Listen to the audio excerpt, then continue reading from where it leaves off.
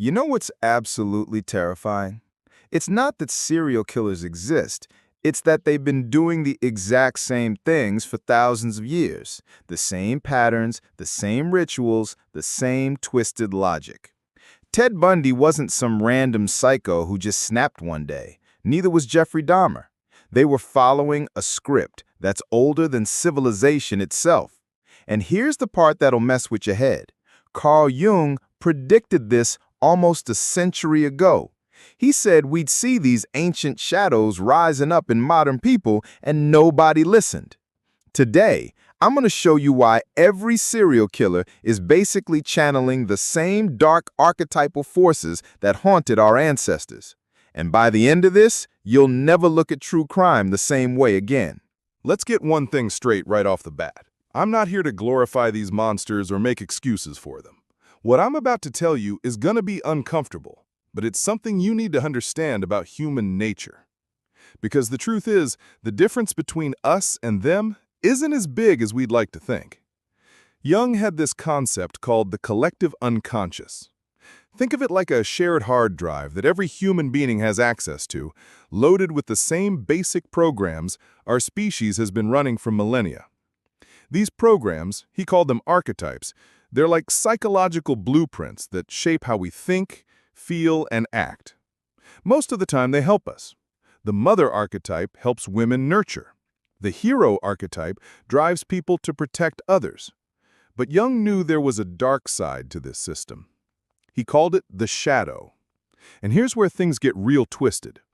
The shadow contains all the primitive, violent, predatory instincts that civilization taught us to suppress. For most people, these impulses stay buried. They might leak out in dreams or in moments of rage, but they stay controlled. But sometimes, in certain people, under certain conditions, these ancient patterns break free. And when they do, you get serial killers. Now, you might be thinking, come on, that's just psychological mumbo-jumbo. But hold up. Let me paint you a picture that'll change your mind. Every culture throughout history has had the same archetypal figure, the predator who hunts in the dark. The Wendigo in Native American folklore, the vampire in European legends, the Rakshasa in Hindu mythology. Different names, same basic pattern. A human-like creature that feeds on other humans, that lives in the shadows, that violates the most fundamental taboos of society. These weren't just stories people made up to scare kids, they were warnings. Collective memories encoded in myth about what happens when certain archetypal energies go completely off the rails. And the scary part? Modern serial killers fit these ancient patterns almost perfectly. Take the ritual aspect. Almost every serial killer develops elaborate rituals around their kills. They're not just murdering people, they're performing ceremonies. Dahmer with his shrine of body parts. Bundy with his specific victim type and hunting methods. The BTK killer with his binding rituals. These aren't random behaviors, they're expressions of the same archetypal patterns that drove ancient human sacrifice, cannibalistic rituals, and blood offerings to dark gods. Jung would say these killers are being possessed by what he called autonomous complexes, basically archetypal energies that have taken over their conscious mind. They're not really in control anymore, they're just acting out ancient scripts that are hardwired into the human psyche. And here's the truly disturbing part. The scripts work. They satisfy something deep in the killer's unconscious mind, which is why they keep repeating the same patterns over and over. But there's another layer to this that most people miss. These killers don't just represent individual pathology. They represent collective shadow material that society refuses to acknowledge. Jung believed that when a society suppresses certain archetypal energies too completely, they have to find expression somewhere. And sometimes that somewhere is through individuals who become vessels for the collective darkness. Think about it. We live in a culture that's more disconnected from death, violence, and primal reality than any society in human history. We sanitize everything. We hide our meat processing, our elderly dying, our violence behind screens and statistics. But those archetypal energies don't just disappear. They build up pressure, and eventually they explode outward through people who can't contain them anymore. This is why serial killers fascinate us so much. On a conscious level, we're horrified by them. But on an unconscious level, they're acting out impulses that every human being carries in their shadow. They're doing what part of us secretly wants to do, but never would. They're living out the darkest archetypal fantasies that civilization has taught us to repress. And here's where it gets really dark. Jung predicted that as society became more technologically advanced and psychologically disconnected, we'd see more of these archetypal explosions. More people completely overtaken by shadow material they couldn't integrate. Look around you. Was he wrong? But let's dig deeper into something that'll really mess with your head. You know how every serial killer has this thing about control? It's not just about the killing, it's about the complete domination of another human being. And this isn't some modern psychological quirk. This is one of the oldest archetypal patterns in human history. Jung talked about something called the predator archetype. In ancient times, this energy served a purpose. The best hunters in the tribe, the ones who could track, outsmart, and kill dangerous animals, they were the ones who kept everyone else alive. But here's the twist. That same archetypal energy that made someone a great hunter could easily flip into something much darker. Think about the mythology surrounding ancient gods and heroes. Artemis, the huntress goddess, was known for her cruelty toward those who crossed her. Orion, the great hunter, was also portrayed as someone who couldn't control his violent impulses. The Celtic god Cernunnos, the horned hunter, was both protector and destroyer. These weren't just stories. They were psychological maps showing how the hunter archetype could go both ways. Modern serial killers are essentially people in whom this ancient hunter archetype has been corrupted and turned inward on their own species. But they still follow the same patterns. The stalking phase, that's the tracking behavior of ancient hunters. The ritual killing, that's the ceremonial aspect of ancient hunts, where the death of the prey had spiritual significance. The trophies they keep, that's the same impulse that made ancient hunters keep parts of their kills as symbols of power. But here's where it gets really disturbing. These killers aren't just randomly violent. They're incredibly methodical, patient, and skilled at what they do. Just like the ancient hunters, they're unconsciously channeling. Ted Bundy could blend into any social situation, read people's weaknesses, and manipulate them with surgical precision. That's not just psychopathy. That's the hunter archetype operating at full capacity. And you want to know something that'll give you chills? Jung predicted that as modern society became more removed from its primal roots, more people would be possessed by these archetypal energies in destructive ways. We've created a world where there's no healthy outlet for the hunter archetype. Most people never have to track, hunt, or directly confront death and survival. So that energy builds up in the unconscious until it finds another way out. Look at the timeline. Serial killing, as we know it, really exploded in the 20th century, right when society became most disconnected from primal experiences. Coincidence? Jung would say, hell no. He'd say we created the perfect conditions for these archetypal explosions by refusing to acknowledge and integrate our shadow material. But there's another pattern that's even more disturbing. Most serial killers don't just kill. They transform their victims into something else. Dahmer turned his victims into zombies in his mind. Ed Gein turned them into furniture and clothing. These aren't random acts of insanity. They're following the same archetypal pattern as ancient shamanic practices, where killing was connected to transformation and transcendence. In ancient cultures, certain individuals, shamans, priests, warriors, were given socially sanctioned ways to channel these dark archetypal energies. Human sacrifice, ritualistic hunting, warfare with spiritual dimensions. These practices were horrific by modern standards, but they served a psychological function. They gave the shadow archetypes a controlled outlet. We abolished those outlets without replacing them with anything else. We just told people to suppress those energies completely. And Jung knew this wouldn't work. He knew that what gets completely repressed in the collective unconscious eventually erupts in individuals who can't contain it. Here's the part that should terrify you. Serial killers aren't psychological aberrations. They're psychological inevitabilities in a society that refuses to acknowledge its own shadow.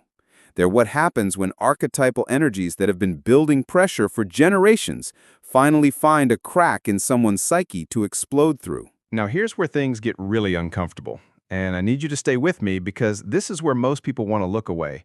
But if you're still watching, it means you're ready for the truth that nobody wants to talk about. Every single one of us has the capacity for what these killers do. I'm not saying we're all potential serial killers, that's not what Jung meant. But he did say that the archetypal patterns that drive them exist in every human psyche.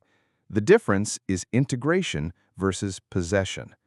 Jung believed that the healthiest people are those who acknowledge their shadow and find constructive ways to express those darker impulses, maybe through competitive sports, maybe through creative work that explores dark themes, maybe through professions that require confronting difficult realities. The key is conscious relationship with the shadow, not complete suppression or total identification. Serial killers represent the extreme of complete identification with shadow archetypes. They've been possessed by energies they can't understand or control. But here's the thing Jung would want you to understand. The reason we find them so compelling is because they're living out aspects of our own unconscious material. Think about how serial killer documentaries are structured. They always focus on the killer's methodology, their psychology, their patterns. We tell ourselves we're trying to understand them to prevent future crimes.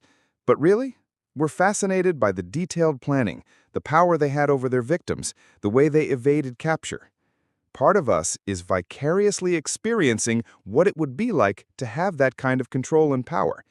And that's exactly what Jung predicted would happen in modern society. He said that as we became more civilized on the surface, our shadow material wouldn't disappear. It would just find more indirect ways to express itself. Mass media consumption of violence, obsession with true crime, fascination with serial killers. These are all ways the collective shadow gets fed without having to acknowledge what we're really doing.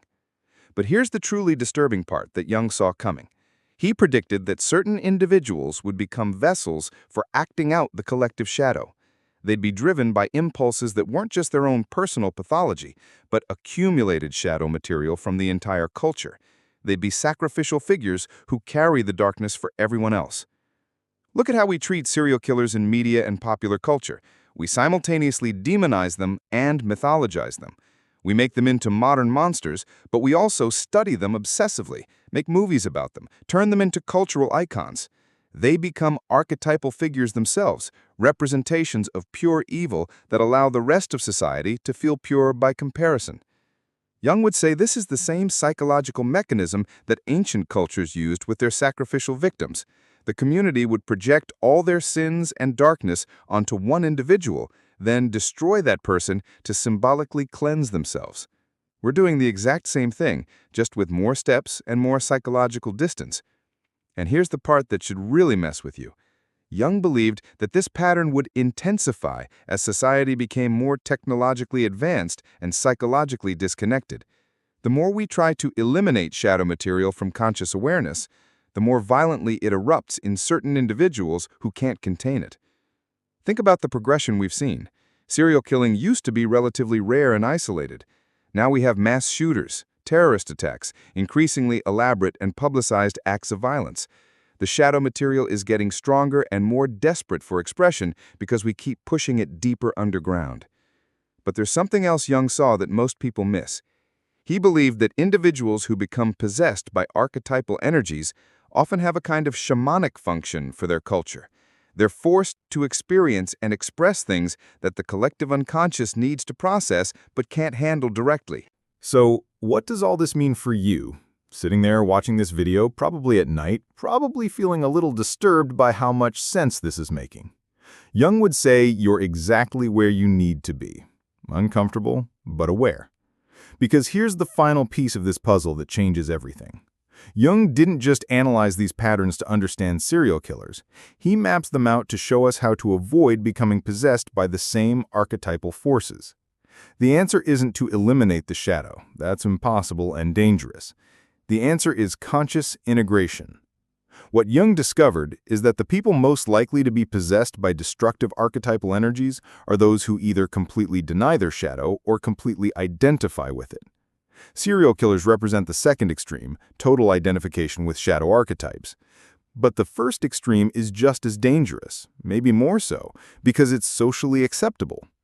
Think about the people in positions of power who make decisions that cause massive suffering but sleep fine at night because they've convinced themselves they're good people. Think about the collective denial that allows systematic injustices to continue because acknowledging them would mean facing uncomfortable truths about human nature. Jung would say these are examples of shadow possession that's even more destructive than individual serial killers because it operates on a massive scale. The serial killer serves a function in our collective unconscious. They force us to confront the reality of human evil in a way that's impossible to ignore. They're like fever dreams that bring unconscious material to the surface where it can be examined. And Jung believed that's exactly what needs to happen for our species to evolve. But here's what Jung would want you to understand about your own psyche. You contain every archetypal pattern that exists in serial killers. The capacity for predatory behavior, for ritualistic thinking, for dehumanizing others, for exercising absolute power over the vulnerable. These aren't aberrations, they're core human potentials that exist in every psyche. The difference between you and Ted Bundy isn't that you don't have those potentials, it's that you haven't been possessed by them. And according to Jung, the best way to make sure you never are possessed is to acknowledge that they exist and find healthy ways to relate to them. Maybe that means being honest about the aggressive impulses you feel toward people who frustrate you. Maybe it means acknowledging the part of you that enjoys seeing certain people fail. Maybe it means admitting that you're capable of cruelty under the right circumstances. Not to act on these impulses, but to recognize them as part of your complete psychological makeup. Jung believed that the future of human consciousness depends on this kind of shadow integration happening on a collective level. We need to stop projecting all our darkness onto scapegoats, whether they're serial killers, enemy nations, or other groups we demonize. We need to own our capacity for evil so we can make conscious choices about how to channel those energies constructively. And that brings us to the ultimate question Jung would ask you. What are you going to do with this information? Are you going to use it to feel superior to serial killers and go back to pretending you don't have a shadow? Or are you going to let it wake you up to the archetypal forces operating in your own psyche and in the collective unconscious of our species? Because the patterns aren't going away. The archetypal energies that create serial killers are still building pressure in our collective unconscious. And until we find healthier ways to integrate them, we're going to keep seeing them explode through individuals who can't contain them. Jung saw this coming almost a century ago. He tried to warn us that suppressing archetypal energies doesn't eliminate them, it just makes them more dangerous when they finally surface. He gave us a roadmap for conscious evolution that most people ignored. But you don't have to ignore it. You can start by getting honest about your own capacity for darkness, not to indulge it, but to understand it.